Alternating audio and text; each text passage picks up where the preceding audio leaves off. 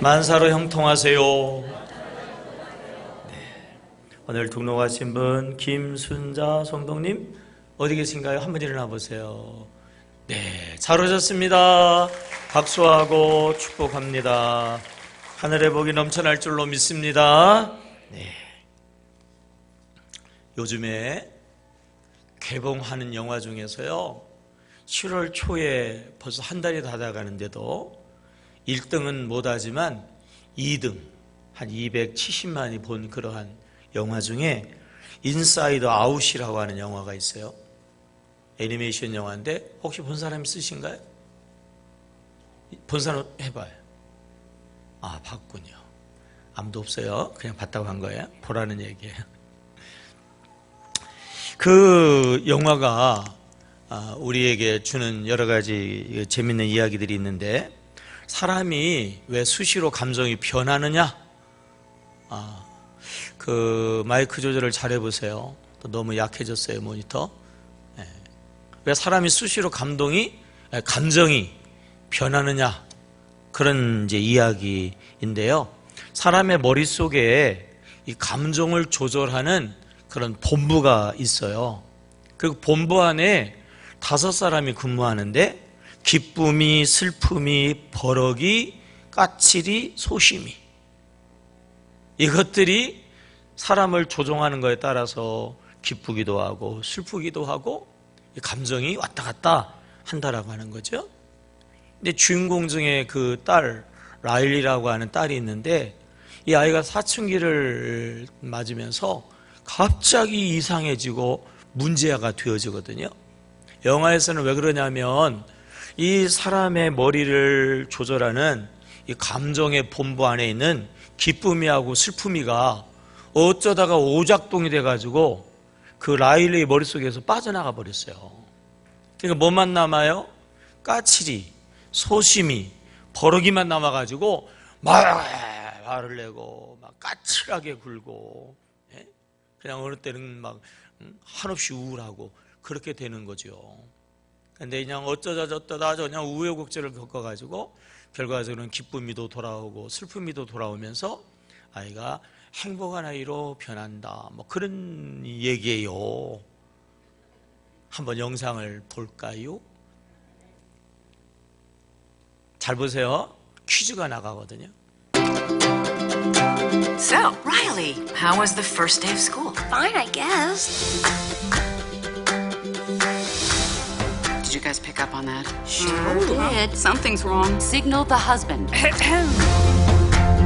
한글 자막이 안 나오나요? Uh-oh, she's looking at us. What did she say? Oh, sorry, sir. No one was listening. Is it garbage night? We left the toilet seat up. What is it, woman? What? I'm joy. This is sadness. That's anger. What? This is disgust. And that's fear. We're Riley's emotions. These are Riley's memories.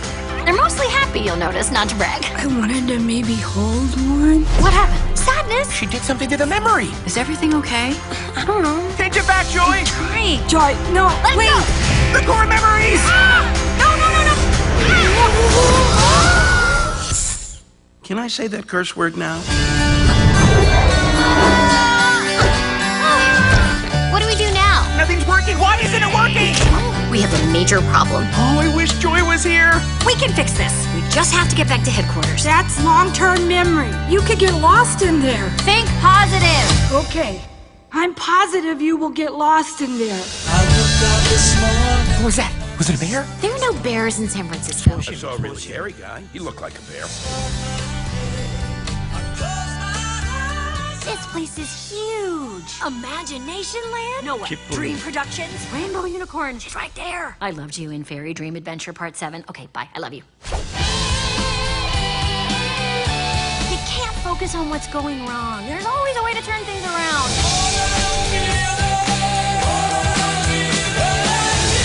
It's Broadway. Congratulations, San Francisco. You've ruined. 방송실, 이거 아니잖아요. 이거 아닌데 누가 잘못한 거예요? 김재용 목사님 가운데서 손 들고 서 계세요. 이거 아니거든요. 어제 나한테 보내준 영상도 이거 아닌데 왜 이걸 들어요? 왜 손 안 들고 있어요? 손 들고 있어요. 여러분 뒤에 한번 보세요. 손 들고 있는 아름다운 모습.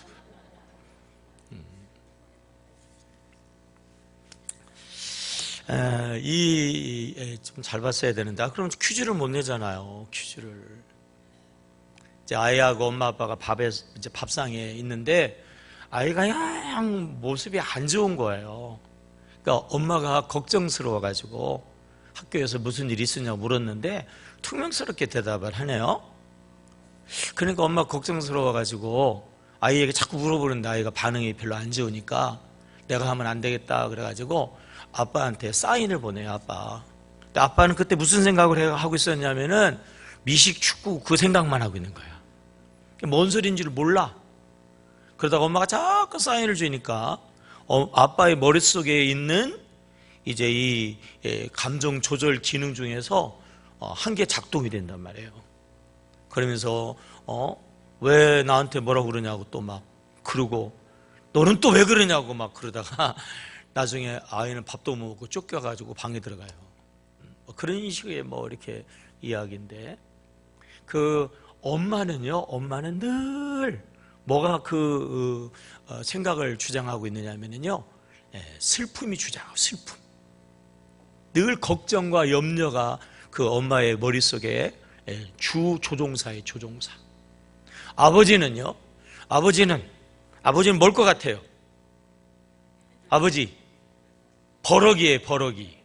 툭 하면 버럭버럭 화내는 버럭이. 그래가지고 아버지 머릿속에 이제 영상으로 이렇게 그려지는데, 거기서 이 버럭이가 아버지의 생각을 딱 주장해가지고 이놈 자식 버릇을 고쳐야 돼, 짓밟아야 돼, 막 이렇게 속에서 분노가 일어나면서 그 이제 아이를 꾸짖고 결과적으로 아이를 방으로 들어가게 하는 그런 모습이 있고요. 그 라일이라고 하는 아이는 아까도 이야기했지만 기쁨이 빠져나가고 이 슬픔이 빠져나가가지고 안 좋은 것이 있어가지고 그냥 문제아처럼 그렇게 갈등하고 어려워하는 그러한 내용인데, 결과적으로는 다시 잘 된다 그런 얘기거든요. 이 영화에서 보여주는 그러한 현실에 대한 아주 중요한 그러한 교훈이 있어요. 뭐냐면은 아빠는 버럭이, 엄마는 슬픔이, 딸은 뭐예요? 소심이, 까칠이. 뭐냐면 모든 세상을 살아가는 사람들은 다 불행한 감정에 사로잡혀 살아가고 있다 그 얘기예요. 모두가 다 불행한 감정에 사로잡혀서 불행한 삶을 살아가는데, 그 영화가 왜 인기가 있냐면 그 영화를 보면 불행한 나의 모습을 보여주니까 사람들이 공감이 되는 거예요. 감동이 되는 거예요. 그러니까 그 영화를 자꾸 보게 되어지는 거죠. 이 영화는 감독이 사춘기를 당한 자기 딸이 이상해진 것을 보고 거기서부터 힌트를 얻어가지고 이 영화를 만들었는데, 뇌과학자들이라든지 심리학자라든지 이런 사람들의 도움을 받아가지고 사춘기 때 왜가 돌변하냐, 그 원인이 뭐냐, 도대체 그 아이들은 무슨 생각을 하고 있냐, 이런 걸 가지고 그 영화를 만들었어요. 그 아버지는 그 딸을 향하여서 바람이 있잖아요. 어떻게 해요? 행복해지기를 원한단 말이에요. 그것들을 잘 극복해가지고 행복한 사람이 되기를 원하면서 그렇게 이제 이야기가 전개가 되어지는데, 이 영화에서의 문제는 뭐냐면 이거는요, 바람으로 끝난다는 거예요. 그래서 그 딸이 행복해졌냐? 여전히 사춘기에 여전히 문제 가운데 있어요. 그 부모가 원하는 대로 행복해진 게 아니고 행복해지시면 좋겠다라고 하는 기대감을 거기다가 담고 있는 것뿐이다라고 하는 거죠. 거기에서 끝나는 거예요. 어떻게 하면 그러면 행복해질 수 있나? 정말 이 라일리가 커서 행복해졌을까요? 아마 라일리가 크면 이렇게 될 거예요. 엄마처럼 시집 가겠죠. 그죠? 누구하고 결혼할까요? 아마 그 딸의 남편도 버럭일 거야, 버럭이. 그러면 그 딸이 낳은 그 자녀는 뭘까요? 아마 또 라일처럼 될 거예요. 엄마가 된 이 라일은 어떻게 살까요? 아마 슬픔이에게 사로잡혀 있는 그런 우울한 인생, 여전히 변함없이 그러한 고통의 인생을 반복해서 살아갈 수밖에 없을 거예요. 행복은 세상에서 없어요. 이 영화에서도 부모가 원하는 대로 행복한 삶을 살아가는 그 길은 이야기하지 못해요. 왜냐하면 그 길을 알지 못하기 때문에 그래요. 영화에서처럼 많은 사람들이요, 인생의 문제를 지적해요. 인생에 문제가 있다고 직시를 한단 말이죠. 그리고 그런 문제를 벗어나서 어떻게 하면 행복할까? 그 문제를 뛰어넘어서 행복하기를 모든 사람들이 다 바라요. 그런데 바람으로 끝난다는 거예요. 이 세상에는 진정 행복한 길이 없기 때문에 그래요. 여러분, 하나님 안에 진정한 행복의 길이 있는 줄로 믿습니다. 여러분, 하나님의 말씀 안에 진정한 구원의 길이 있는 줄로 믿으시기를 바랍니다. 사람들은 이 인사이드 영화처럼 불행한 생각, 불행한 감정, 이런 생각과 감정에 사로잡히는데, 이러한 생각과 감정은 언제부터? 태어나면서부터 사람의 오감을 통해 가지고 그러한 생각이, 그러한 감정이 사람의 머릿속을 차지하게 되어진다고 하는 거예요. 그게 5가지로 생각할 수가 있는데, 첫째는 경험을 통해서 그래요. 어렸을 때에 5살짜리 이 남자아이하고 8살짜리 여자아이가 소꿉놀이를 하는 거예요. 근데 여자아이가 어떤 걸 보고 왔는지 자꾸 그 5살짜리 남자아이를요, 이상한 데 끌고 가는 거예요. 우리 부부놀이 하자 그러면서 이상한 짓을 하는 거예요. 근데 이 어린 5살짜리 소녀는 뭔가를 몰라. 그런데 뭔가 좀 이상한 감정이 있단 말이에요. 묘한 쾌락이 있다고요. 그런 안 좋은 경험들이 그 아이의 어렸을 때의 경험을 통해서 생각 속에 꽉 들어오게 되어지는 것은 이게 쾌락주의라고. 쾌락주의. 분노하게 되어지면은, 터뜨리고 난 다음에는 왠지 찾아오는 묘한 또 기분이 있거든요. 이런 생각들이 그 생각 속에 들어오면서부터 그 이상한 생각의 체제가 머릿속에 만들어진다고 하는 거죠. 가족들이 모여가지고 대화하는 대화를 계속 들으면서, 아이고, 우리 집 더 큰 집으로 이사 갔으면 좋겠다. 야, 우리가 더 좋은 것을 가지고 살면 좋겠다. 계속 그 이야기를 들으면서 아이들의 생각 속에 이 물질 만능주의라고 하는 이런 생각 덩어리가 자꾸 들어가게 되어진다고 하는 거죠. 미디어 문화, 특별히 TV를 보면 상류사회, 재벌, 마음대로 살고 멋대로 살고 사치하고 소비를 하는 그러한 것을 보면서요, 허용된 생각이 머릿속에 들어오게 되어주죠. 속담이나 이 격언을 듣는데 한국 사람들은 특별히 이 속담이나 경언을요 그대로 맹신하는 경우가 많아요. 옛 어른들의 말씀이 어떻게 보면 좋은 게 많은데, 문제는 비성경적인 얘기들이 많아요. 안 좋은 격언과 속담도 많아요. 근데 그런 이야기를 그대로 받아들여요. 한 가지를 보면 10가지를 알 수 있다는 거. 그리고 못 올라가려면 쳐다도 보지 말아라든지, 계란후 바위치기 격이라든지, 다 부정적인 속담인데 그걸 그대로 받아들이니까 이 부정적인 사고가 머리를 차지하게 되어지죠. 그리고 또 중요한 것, 이 교육을 통해 가지고 학교에서는 뭘 가르쳐요? 진화론을 가르치죠. 또 학교에서는 여러 종교 다원주의, 뭘 그냥 아무거나 믿어도 그러면 된다는 식으로 종교 다원주의를 이야기하거든요. 어떻게든지 점수를 많이 맞아야 되는 성공 지향적인 이러한 생각들을 자꾸 배우다가 보니까 결과적으로 그 생각이 우리의 사고를 지배하게 되어지는데, 중요한 거는 이거죠. 왜 이 생각들이 중요하냐? 사람들은 생각하기를요, 감정에 의해서 사람들이 행동한다고 생각을 해요. 틀린 얘기는 아니죠. 그 영화에서도 머릿속에 있는 5가지 감정이 까칠이가 그 사람을 주장하면 까칠한 사람이 되거든요. 슬픔이가 주장하면 그냥 우울한 인생이 되거든요. 아버지는 버럭이라고 하는 이 버럭이가 주장을 하니까, 그 영화에서 버럭이는요 빨간 색깔이, 빨간 벽돌. 버럭이가 주장을 하니까 늘 화내는 그런 감정을 가지고 살아가게 되어지는데, 중요한 건 이거죠. 그 감정이 어디서 나오냐 말이에요. 감정이. 그 감정은 생각에서 나온다 하는 거예요. 생각이 어떠하냐에 따라서 그 사람의 감정이 버럭이가 되고, 그 감정이 어머니처럼 슬픈 감정이 되고, 이 생각이 그 감정을 좌지우지하게 되어진다는 거죠. 인지치료 전문가인 알버트 앨리스라고 하는 박사님이 그런 이야기를 했어요.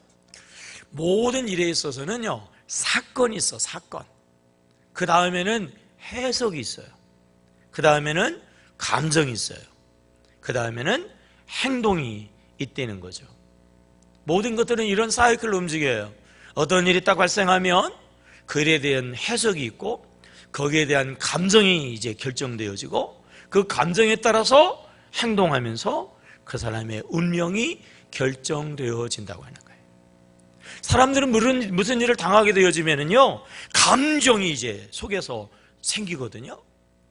감정에 의해서 모든 것들이 움직여진다고 생각을 하는데, 모든 사건 다음에는 잘 인식되지 않지만 뭐가 있다고요?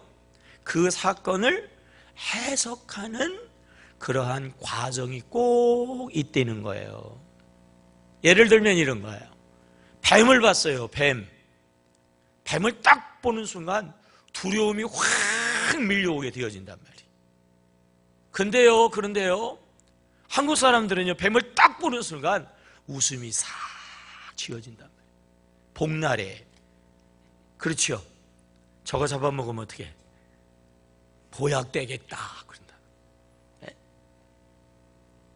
앞에 사람은 왜 이 뱀을 보는 순간 두려운 마음을, 감정을 갖냔 말이에요. 머릿속에서 해석을 하는 거예요. 뱀은 독이 있다. 물리면 뭐한다? 죽는다. 그런 생각을 가지고 뱀을 해석하니까 두려운 감정이 들어오는 거예요. 그러니까 어떡하죠? 행동하겠죠. 어떻게? 도망가겠죠. 그런데 와, 보약이다. 그럼 어떡하겠어요? 즐겁겠죠. 웬 떡이냐. 어떡하겠어요? 도망갈까요? 접근할까요? 잡죠. 잡어. 왜 그래요? 똑같은 사건이거든요. 생각에 따라 가지고 그 감정과 행동이 달라지게 되어지는 거거든요. 독일이 유태인들을 나치 수용소에서 600만이나 잔혹하게 학살했잖아요. 그 나치 수용소에서 고문을 당하면서 아주 어렵게 살았으면서도 죽지 않고 결과적으로 살아남은 사람 중에 한 사람이 빅터 프랭클린이라고 하는 분이거든요. 나중에 그분과 함께 감옥생활 했던 사람들이 뭐라고 이야기를 했느냐면, 그 나치 수용소 안에 있는데 자기 평생에 이 프랭클린처럼 행복한 모습을 가지고 있는 사람은 한 번도 본 적이 없다 그랬어요. 그 수용소에 있는데 어떻게 행복할 수 있어요? 근데 그 사람은 행복했다라고 하는 거죠. 이 빅터 프랭클린이 이런 얘기를 했어요. 행복은 어디에 있고 어떤 대우를 받고 어떤 처지에 있느냐에 따라서 달라지는 것이 아니다. 어떻게 생각하느냐에 달렸다 그랬어요. 난 따라해보세요. 어떻게? 생각하느냐에 달렸다. 이 나치 수용소에 있으면서 이 저들이 나를 고문할 수 있다는 거죠. 육체적인 자유를 속박할 수 있어. 마음에 안 든다고 밥을 줄 수도 있지만 안 줄 수도 있어요. 나를 그렇게 외적으로 조종할 수 있지만 아무리 그래도 저들이 나를 조종할 수 없는 것 하나가 있다면 그것은 내 생각이다. 그런 이야기를 했어요. 내 생각이다. 아무리 어려운 생각 가운데서도 이 빅터 프랭클린은 긍정적인 생각을 했어요. 긍정적인 생각. 좋은 생각을 했어요. 그러니까 가장 열악한 환경에서 어떻게 해요? 좋은 감정을 선택할 수 있었고, 그리고 좋은 행동을 하게 되었고, 결과적으로는 다 죽어가는 그런 죽음의 소용소에서도 끝까지 생명을 유지할 수 있었다고 하는 거예요. 오늘 읽은 본문 시편 1편에서는요 두 종류의 사람이 있다고 이야기하거든요. 첫 번째 사람은 어떤 사람이냐면 복이 없는 사람이에요. 오늘 성경 이 시편 1편 1절에는 복 있는 사람 그러는데 그걸 뒤집어 이야기하면 복이 없는 사람이 있어요. 시편 1편에서는 악인이라고 그랬어요. 악인. 자, 4절 한번 우리 읽어볼까요? 준비되셨어요? 4절 시작. 악인들은 그렇지 아니하며 오직 바람에 나는 묘와 같도다, 겨와 같도다 그랬어요. 악한 생각들을 하는 사람들이 있어요. 생각이 악해요. 복 없는 사람들이거든요. 자, 구체적으로 어떤 사람들이죠? 자, 1절을 다시 한번 읽어봐요. 시작. 복 있는 사람은 악인의 꾀를 따르지 아니하며 죄인의 길에 서지 아니하며 오만한 자리에 앉지 아니하고. 이걸요 반대로 읽어보세요. 복 없는 사람은 악인의 꾀를 뭐예요? 따르며 죄인의 길에 뭐예요? 서며 오만한 자리에 뭐예요? 앉은단 말이에요. 복이 없는 세상 사람들은 악인의 꾀가 어디서 나와요? 머리에서 나오잖아요. 머리. 생각에서 나온단 말이에요. 악한 생각을 하니까요 어떻게 돼요? 죄인의 길을 걸어가요. 오만한 자리에 앉아요. 4절의 말씀처럼 그 인생은 결과적으로 뭐예요? 바람에 흩날리는 겨와 같이 껍질 인생, 허무한 인생이 되어질 수밖에 없다 그 얘기예요. 로마서 8장에서는 뭐라고 이야기하고 있나요? 자, 우리 로마서 8장 6절 읽어볼까요? 준비됐어요? 시작. 육신의 생각은 뭐죠? 사망이요. 거기까지요. 무슨 생각이 있어요? 육신의 생각이 있어요. 영화에서 이야기하는 것처럼 다수의 많은 사람들은 육신의 생각에 매여가지고 사망의 길을 걸어가니까 행복하기를 원한다니까요. 우리 아이가 행복하기를 정말 부모가 바란다니까요. 그러나 그거는 바람에 희망사항에 그쳐. 이 육신의 생각에 사로잡혀가지고 결과적으로 사망의 길을 걸어가고 있는 이런 사람들이 있다라고 하는 거죠. 근데 오늘 성경에서는 또 한 사람을 이야기하잖아요. 어떤 사람이에요? 복 있는 사람이라면 복 있는 사람. 악인의 꾀를 쫓아가요? 쫓아가지 않아요? 쫓아가지 않아요. 악한 생각을 하지 않아요. 바꿔 이야기하면요 좋은 생각을 하는 사람이에요. 복 있는 생각을 한단 말이죠. 로마서 8장에서 악인의 육신의 생각은 사망이지만 그 다음에 뭐라고 그랬어요? 영의 생각이 있잖아요. 영의 생각은 뭡니까? 생명과 평안이니라. 저를 보세요. 성경은 우리에게 분명히 이야기하죠. 육의 생각과 무슨 생각이 있다고요? 영의 생각이 있다라고 하는 거예요. 육의 생각은 사망이라는 거예요. 시편에 보면 악인의 생각은 겨와 같다는 거예요. 그런가 하면 또 다른 생각 뭐가 있어요? 영의 생각이 있어요. 영의 생각. 영의 생각은 생명과 평안이라고 하는 거예요. 오늘 성경이 우리에게 하는 이야기는 뭐냐면 육의 생각을 하지 말고 무슨 생각을 해야 된다는 거예요? 영의 생각을 해야 된다는 거예요. 생각이 감정을 결정해요. 육신의 생각을 하니까, 사람들이 악한 생각을 하니까 라일리 어머니처럼 슬픔의 감정에 사로잡힌다는 거예요. 이 영화의 아버지처럼 버럭하는 이 감정에 사로잡히는 것은 생각이, 육의 생각이기 때문에, 악한 생각이기 때문에 그렇다는 거예요. 악한 생각이 아니라 영의 생각을 해야지 생명과 평안한 삶을 살게 되어지는 거예요. 악한 생각이 아니어야지, 복 있는 의의 생각을 해야지 시냇가에 심겨진 나무와 같이 시제를 쫓아 열매를 맺고 잎사귀가 마르지 아니하고 그런 모든 것들이 형통하여지는 형통의 삶, 한마디로 이야기하면 생각이 바꾸어져야 된다고 하는 거예요. 뭐가 바꿔져야 된다고요? 생각이 바꿔져야 된다. 육의 생각을 하는 사람은 그렇게 살다가 불행하게 사망의 길로 끝나요. 영의 생각을 하는 사람만이 생명의 삶을 살고 평안의 삶을 살아갈 수 있는데 생각이 중요하다라고 하는 거죠. 신앙이들은 어떤 사람이에요? 그리스도 안에서 새로운 뭐예요? 피조물. 다시 말하면 생각이 바꾸어지는 사람들을 가리켜서 우리는 그리스도인이다라고 이야기하는 거예요. 그리스도인인데도 불구하고 생각이 안 바뀌면 그 사람은 진정한 신앙인이라 할 수 없고, 그 사람은 복 있는 자라 할 수 없고, 그 사람은요 하나님의 은혜의 내일을 향하여 나아갈 수가 없어요. 오늘 읽은 본문의 로마서 8장 우리 7절 한번 읽어볼까요? 8장 7절입니다. 준비됐나요?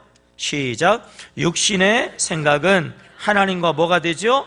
원수가 되나니 이는 하나님의 법에 굴복하지 아니할 뿐 아니라 할 수도 없음이라.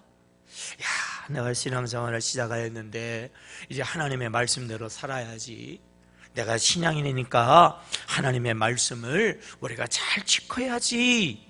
그런데 그렇게 안 돼요. 안 돼. 그렇게 할 수도 없어요.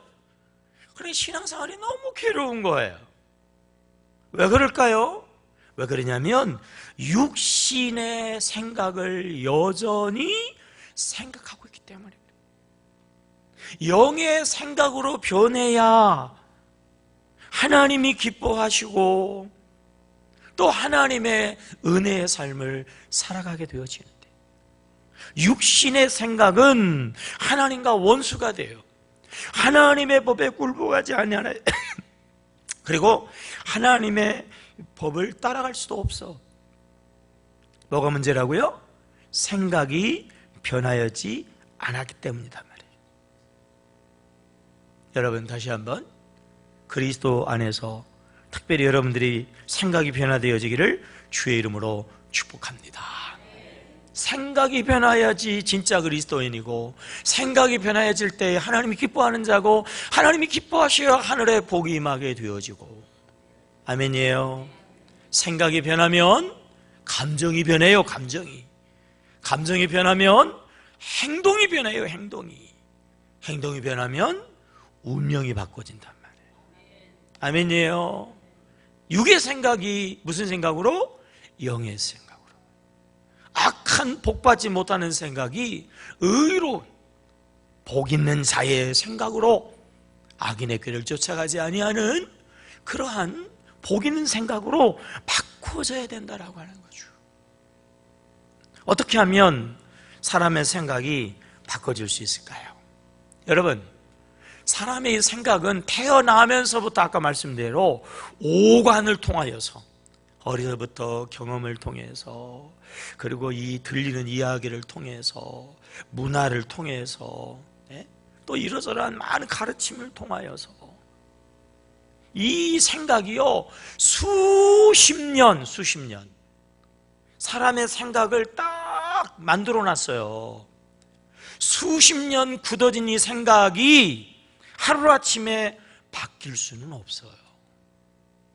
그래서 할 수 있으면요, 일찍부터 예수 믿는 게 좋은 거예요. 어려서부터 예수 믿는 것이 나쁜 생각으로 사로잡히지 않는 비결이거든요. 또 하나는 뭐냐면요, 신앙생활은 하루아침에 되는 게 아니에요.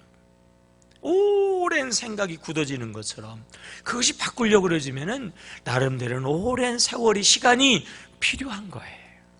신앙의 연륜이 그렇게 그런 의미에서 중요하죠.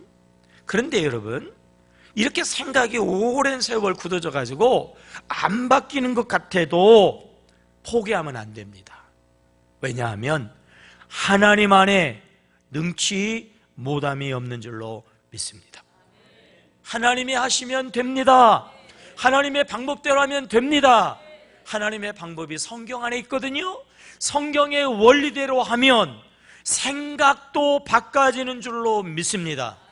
생각이 바꿔지면 감정이 바꿔지고 운명이 바꿔지는 줄로 믿습니다. 생각이 바꿔져야 돼요. 그래야 항상 기뻐할 수가 있어요. 생명과 평안이니라 그랬잖아요. 평강의 생각을 할 수가 있어요. 그러면서 우리가 정말 하나님의 은혜 안에서 행동이 바꿔지죠. 그러면 죄인의 길을 서지 않아요. 오만한 자리에 앉지 않아요. 왜 예수를 믿는데 그 사람은요 왠지 조금 건방질까요? 왜 사랑할 수 없는 당신일까?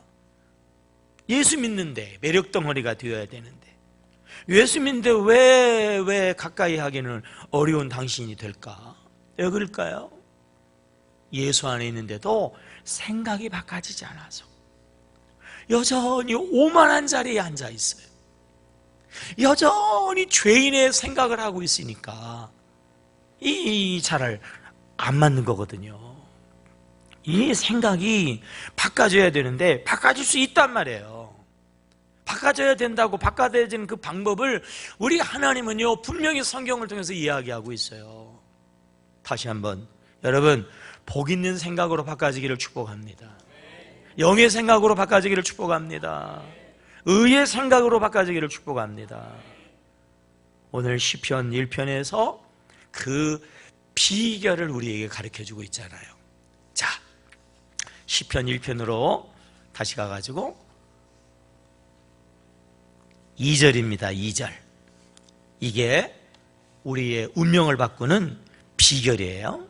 하나님의 위대한 그러한 진리입니다. 자, 2절 준비됐나요? 시작. 오직 여호와의 율법을 출고하며 그의 율법을 주의하라. 뭐예요? 묵상하는 자로다. 저를 보세요. 오직이라고 하는 의미가 뭐예요? 다른 건 있다는 거예요? 없다는 거예요? 없다는 거예요. 오직 생각을 바꾸는, 악인의 생각으로 행복하지 못한 사람들이 복 있는 자로 영의 생각을 하면서 생명의 길을 걸어가고 사망의 길에서 행복의 인생을 살아가는 오직 한 길이 한 길. 오직 생각이 바꿔지는 하나의 하나님의 원리. 오직 뭐죠? 여호와의 율법을 뭐하죠? 즐거워하며 그의 율법을 주의하러 뭐한다고요? 묵상하는 자로다. 이거예요, 이거. 이것이 생각을 바꾸는 하나님의 능력이에요. 그러니까 세상에서는 생각을 못 바꾸는 거예요. 그 영화처럼 엄마도 아빠도 그리고 사랑하는 딸까지도 이 불행한 감성에 사로잡히면서 불행하게 살다가 죽어야 되는, 영화는 거기까지밖에 못 만들어. 세상에서는요 생각을 바꾸는 비결이 없다니까요. 성경에만 있어요. 성경에만 있어요. 하나님만이 하실 수 있어요. 어떻게 해요? 여호와의 율법을 뭐하며? 즐거워하며. 그 율법을 어떻게 해요? 주야로 묵상하는 거예요. 이것이 생각이 바꾸어지는 비결이라고 하는 거예요. 그러므로 여러분, 여호와의 말씀을 즐거워하시기를 주의 이름으로 축복합니다. 특별히 우리 신앙인들은요, 하나님 앞에 주일날 와서 예배할 때에 하나님의 말씀을 즐거워하셔야 돼요. 이렇게 선포되어지는 말씀을요, 즐거움으로 받으시고, 아멘이에요? 사모함으로, 그리고 그 말씀을 즐거움으로 받으시고, 그리고 그 말씀을 주야로 뭐 한다고요? 묵상하는 자로다. 주일날 말씀을 받고 나가면서 잊어버리는 게 아니라, 놓고 가는 게 아니라 그 말씀을 일주일 내내 주야로 묵상하는 거예요. 그 말씀을 생각하면서 그 말씀을 삶의 자리에서 적용하는 거예요. 적용. 그러면요, 그 말씀이 복음이 되어지니까, 그 말씀이 능력이 되어지니까, 그 말씀은 살아 역사하는 힘이 있으니까요, 우리의 부정적인 생각을 깨트려 버려요. 우리의 사망의 인생을요, 깨트려 버려요. 그 삶에서 하나님의 생명의 역사, 하나님이 주시는 하나님의 은혜가 경험되어지는 줄로 믿습니다.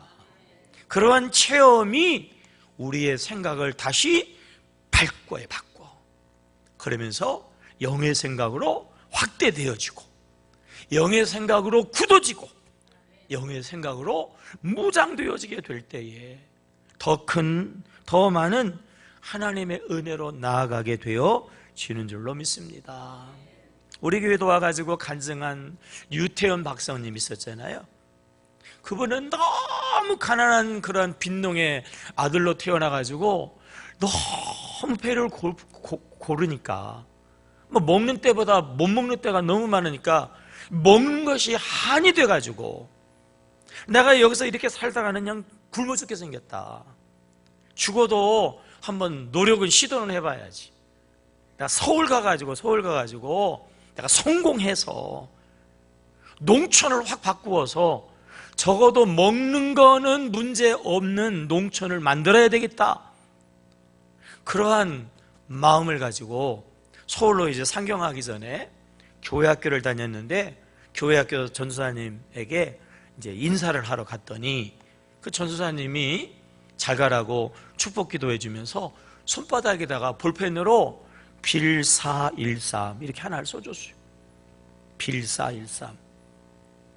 이게 뭐냐고 그랬더니, 이게 하나님의 말씀인데 내게 능력 주시는 자 안에서 내가 모든 것을 할 수 있느니라 말이에요. 이 말씀을 네가 꼭 붙잡고 나가면 하나님이 반드시 네 꿈을 이루어 줄 거다. 그런 말씀을 손바닥에 써줬어요. 한번 따라해보세요. 내게 능력 주시는 자 안에서 내가 모든 것을 할 수 있느니라. 이 말씀이 그에게 팍 들어왔어요. 그래, 나는 아무것도 없지만, 그러나 하나님 안에서 하나님이 힘주시면 나는 능히 이룰 수 있다. 그래서 아무리 어렵고 힘들어도 그 말씀을 꽉 붙잡고, 그가 어려운 과정을 잘 극복하니까 정말 하나님이 도와주셔서요, 그가 대학까지 졸업을 했어요. 근데 그때 생각이 뭐냐면은, 우리 농촌을 변화시키려고 그러면 농촌의 선진국 네덜란드에 가가지고 그 문화를 배워야 되겠다는 거죠. 근데 아무것도 없는데 어떻게 해요? 근데 기도하는 가운데서 하나님이 지혜를 주셨어요. 그래서 네덜란드 대통령에게 편지를 썼어요. 편지를. 내가 이런 꿈을 가지고 그 네덜란드의 그 농업을 배워서 우리나라의 농촌을 살리기를 원하는데 가고 싶은데 아무것도 없다. 좀 도와달라. 그래서 편지를 써놓고서나 붙이려고 그러니까 이게 주소를 또 알아야지. 그래서 네덜란드 대통령 귀야 그렇게 써놓고 편지 그냥 보냈더니 말이에요. 그 편지가 대통령에게 가가지고 모든 학비, 생활비까지 일체를 책임지는 그런 장학생으로 초청이 됐어요. 기적이 일어난 거예요. 기적이 일어난 거예요. 능력 주시는 자에서 내가 모든 걸 할 수 뭐라고요? 있다. 이 말씀이 생각을 꽉 사놓다 보니까 그에게는요 불가능이 없는 거예요. 그리고 거기서 유학을 하고 돌아와서 그분이 한 게 뭐예요?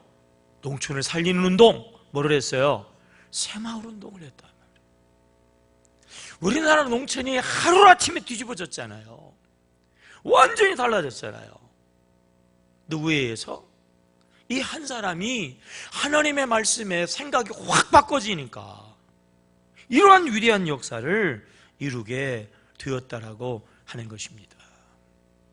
아버지가 일찍 돌아가시고 홀어머니 밑에서 참 불행한 인생을 살아가는 그런 한 소년이 있었는데 애들하고 축구를 하다가 공이 전면으로 꽉 와가지고 얼굴에 콱 맞으면서 눈이 안 보이기를, 아프기를 시작했어요. 어머니가 2년 동안 이 병원 저 병원을 다 돌아다닌 결론, 이 아이는 실령에서 앞으로 장님이 될 거라는 거. 그 이야기들을 어머니가 너무 충격을 받아가지고 그냥 죽어버렸어요. 그래서 그 소년의 그 누이가 소녀 가정이 돼가지고 방직국장에 가서 열심히 일을 하는데도 이 동생들을 거둘 수가 없으니까 어쩌다가 그냥 폐병에 걸려서 그 누이도 죽어버렸어요. 그래서 어쩔 수 없이 고아원에 갔어요. 고아원에. 눈은 보이질 않아요. 그러니까 원망하고 한탄하고 절망하고 우울하고 그렇게 인생을 살아가게 되어지는 어느 날 그 고아원에서 예배를 드리는데 목사님이 설교를 하는데 사도 바울의 이야기를 하는 거예요. 사도 바울의 이야기.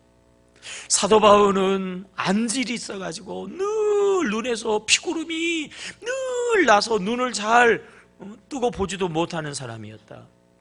그에게는 악한 악성 간질이 있어가지고 아주 여러 가지 어려운 가운데서도 그는 항상 기뻐하고 항상 감사하는 삶을 살았다. 그날따라 그 말씀이요 그 소년의 머릿속에 팍 들어왔어요. 아니 바울도 나같이 불행한 인생을 살아가는데 감사하면서 살았는데 나도 감사하면서 살아야 되겠다. 그러면서 그의 생각이 감사의 생각으로 바꿔졌어요. 그러한 바울이 하나님의 은혜 안에서 이방인의 전도자가 되어서 많은 사람들을 구원하는 자가 되었다. 그 이야기가 머릿속에 팍 들어왔어요. 그래 나도 바울처럼 많은 사람들을 옳은 길로 인도하는 그러한 좋은 영향력을 끼치는 사람이 되어야 되겠다. 그 생각이 그의 사고를 딱 주장하면서부터 행동이 달라졌어요. 행동이 표정이 달라졌어요. 그러니까요 사람들이 그를 좋아하는데 더 좋아하는 거야. 왜? 분명히 소경인데 감사하고 기뻐하거든. 근데 그 고아원에 봉사로 온 그러한 숙대 영문과를 다니는 여대생 한 사람이 그 소년을 그때 중학교 1학년짜리인데 그 아이를 이제 봉사하면서 영어를 가르쳐주고 공부를 가르쳐 주는데요. 이 눈이 안 보이는 어린아이가 막 항상 감사하다고 기뻐하니까 너무 사랑스러운 거예요. 외동딸인데 동생 하나 있었으면 좋겠다. 그런데 이 중학교 1학년짜리가요 정말 동생 같은 거예요. 동생 같은 거. 그래서 이 아이를 위해서 적극적으로 도와주는데 이 아이가 꿈이 큰 거야. 꿈이 큰 거야. 그래도 더 도와주다가 어디까지 도와주게 되냐면 이 아이하고 결혼을 했잖아요. 결혼을. 생각을 해봐요. 고아원에서 중학교 1학년짜리 그것도 장님 외동딸 숙대 여대생 결혼이 되겠어요? 집에서 난리 났잖아요. 난리 났잖아요. 근데 이 아이가 늘 밝은 거야. 늘 기쁜 거야. 늘 감사하는 거예요. 자기는 뭐 조금밖에 안 해주었는데 근데 늘 감사한 거예요. 큰 꿈을 꾸는 거예요. 거기에 쏙 빠져가지고요, 결혼했다니까요. 그리고 유학 가서 결과적으로 한국 사람으로서는 미국에서 가장 높은 자리에 올라가서 이 맹인을 담당하는 차관보의 자리까지 올라갔잖아요. 그게 누구예요? 그분 우리 교회 한번 왔었죠? 그래서 간증 집회 했잖아요. 강영우 박사 아니에요? 강영우 박사. 네? 어떻게 그렇게 변했죠? 말씀에 생각이 꽉 사로잡혔단 말이에요. 생각이 말씀으로 꽉 찼어요. 맹인이기 때문에, 고아이기 때문에 나는 이제 아무것도 할 수 없다는 절망적인 생각이 바울처럼 할 수 있다고 하는 하나님의 말씀으로 사로잡히니까 말이에요. 감정이 변하니까, 행동이 변하니까, 그러기 위해서는 열심히 공부해야 된다는 거죠. 그리고 뭐가 바뀌었어요? 운명이 바꿔져 버렸어요. 아멘입니까? 그렇습니다, 여러분. 하나님 안에서 우리가 하나님의 말씀에 사로잡힌 위대한 역사가 일어나는 줄로 믿습니다. 6.25가 끝난 다음에 얼마나 어렵고 힘들었어요. 당시 부산 상고를 다니던 고등학교 2학년 남학생인데, 당시에는 폐병, 너무 못 먹고 열악하니까 폐병에 걸려요. 그것도 3기 말기, 막 각혈을 해요. 막 피를 토하면서 죽을 날만을, 병원에도 못 가고 집안에서 죽을 만을 기리는데, 어느 날 그 집에 문을 두드리는 한 사람이 있었어요. 누워있는 피를 토하는 그를 보면서 불쌍한 마음이 들었어요. 당신도 예수 믿으면 구원받을 수 있다고, 예수 믿으라고, 교회 나오라고. 그러면서요, 쪽복음을 하나 던져줬어요. 성경책을. 그가 누워있으면서 그냥 주고 간 성경책을 떠들어 봤어요. 근데 그때 마침 그의 눈에 들어오는 성경 구절이 이사야서 41장 10절이었어요. 두려워 말라, 내가 너와 함께함이라. 내가 너를 도와주리라. 참으로 나의 의로운 오른손으로 너를 뭐하리라? 붙들리라. 내가 너를 도와주리라. 이 말씀이요, 팍 들어왔어요. 들어올 수밖에 없지. 지금 말이에요, 물에 빠져가지고 지푸라기라도 잡는 심정인데 그 말씀이 팍 들어오지. 그 말씀을 꽉 붙잡았어요. 나도 예수 믿으면, 나도 교회 나가면 하나님의 손에 붙잡혀서 살 수 있는가 보다, 살아야 되겠다. 그 생각으로 교회 나와가지고 치료받고, 그래서 하나님의 종이 되어가지고 세계에서 제일 큰 교회를 목회하는 목회자가 되었는데, 그분이 누구예요? 조영기 목사님이다 말이에요. 죽음의 자리에서 뭐에 사로잡히니까? 말씀에 사로잡히니까, 생각이 말씀으로 바꿔지니까 위대한 역사가 일어나게 되었다고 하는 것입니다. 여러분, 예수님께서 우리를 회복시키는 분명한 방법은 이거예요. 하나님의 말씀으로 우리의 생각을 바꾼다라고 하는 거예요. 악인의 생각에서 복이 있는 의인의 생각으로 하나님이 우리를 바꾸셔서, 육의 생각에서 영의 생각 우리를 바꾸셔서, 하나님이 바꿔준 우리를 통해서 우리를 기뻐하게 하시고, 우리를 행복하게 하시고, 우리의 삶을 복이 되게 하시는 줄로 믿습니다.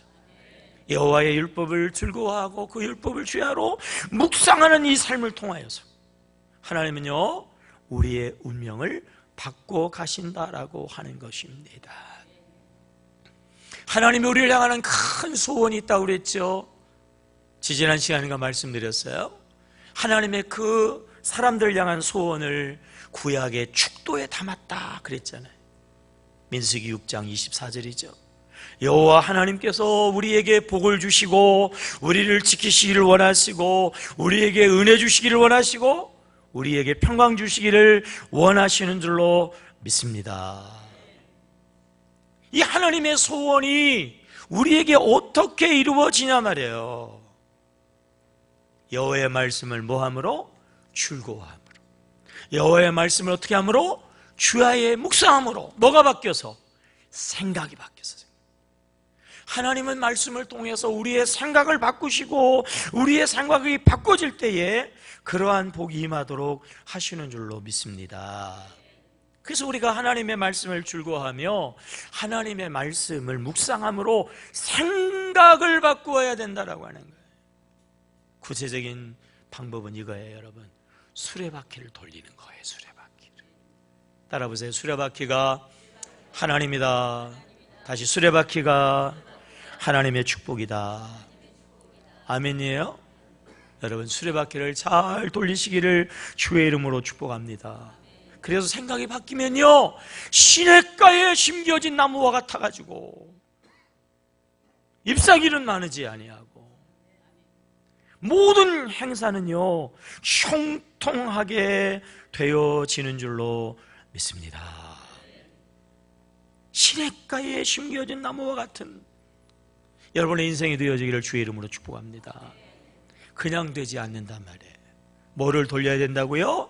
수레바퀴를 돌려야 된다라고요. 또 하나 있어요. 또 하나 있어요. 중요한 거예요. 그게 뭐냐면요, 양육과 훈련이라고 하는 거예요. 오늘 우리 집사님이 간증을 했잖아요. 양육과 훈련을 통해서 우리의 생각이 변하면 감정이 변하고 우리의 삶이 변하고 우리의 운명이 바꾸어지는 줄로 믿습니다.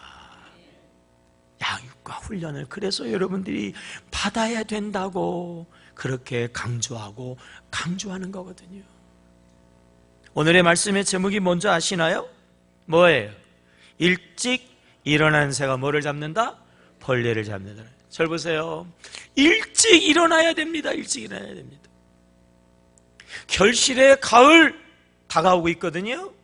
결실의 내일의 가을의 열매를 여러분들이 원하신다면 오늘 다른 사람보다 일찍, 다른 사람보다 먼저 행동해야 될 줄로 믿습니다. 뭐를 해야 될까요? 생각을 바꾸는 작업을 해야 된다라고요.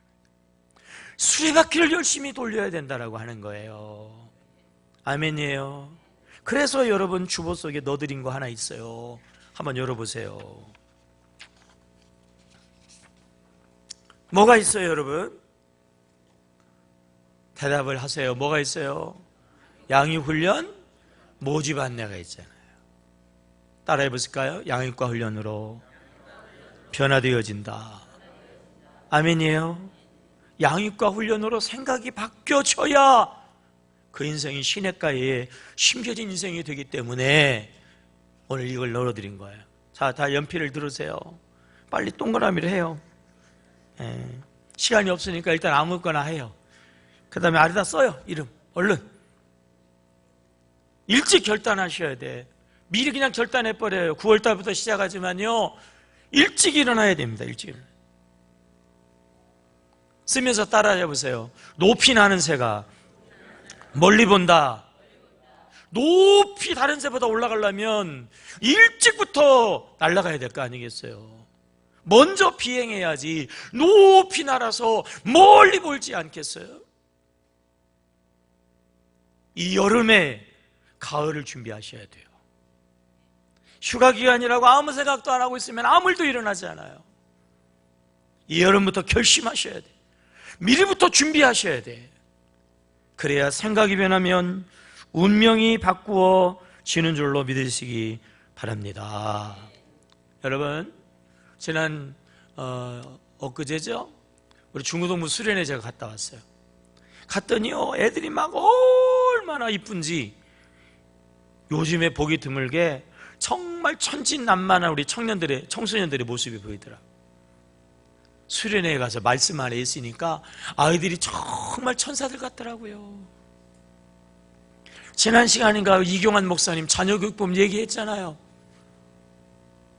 4시나 되는 아이들이 전부가 다 과외를 시킨 것도 아닌데 뭐였어요? 아기가 글을 읽으면서부터 뭐를 하랬어요? 성경 한 장 읽기라고 그랬죠. 성경 한 장 읽기. 말씀이요, 말씀. 말씀으로 영의 생각으로 생각이 바꿔지니까 역사가 일어난단 말이에요. 결단하세요. 적용하세요. 적용하세요. 그리고 9월달부터 시작되어지는 양육훈련에 여러분 다 참여하셔가지고요, 정말 시냇가에 심겨진 나무, 복 있는 여러분들이 되시기를 주의 이름으로 축복합니다. 기도하겠습니다. 하나님 아버지, 하나님 안에서 복 있는 인생이 되게 하여 주시옵소서. 하나님의 방법대로 생각이 바꿔지게 하시되 하나님의 말씀을 즐거워하게 하시고 하나님의 말씀을 주야로 묵상하게 하시고 말씀을 삶에 적용해서 감정이 바꿔지게 하시고 행동이 바꿔지게 하시고, 여러분 하나님의 은혜 안에서 정말 우리의 운명도 바꿔지게 하여 주시옵소서. 하나님, 9월부터 시작되어지는 양육과 훈련에 모두가 다 참여해서 정말 복 있는 인생이 되게 하여 주옵소서. 이제는 우리 구주 예수 그리스도의 은혜와 하나님 아버지 사랑하심과 성령님 함께 하시고 역사하시는 축복의 역사하심이 하나님의 말씀의 반석 위에서 위대한 삶을 결단하는 하나님의 종들 위에 모든 복의 복으로 임하옵시기를 간절히 축원하옵나이다. 아멘.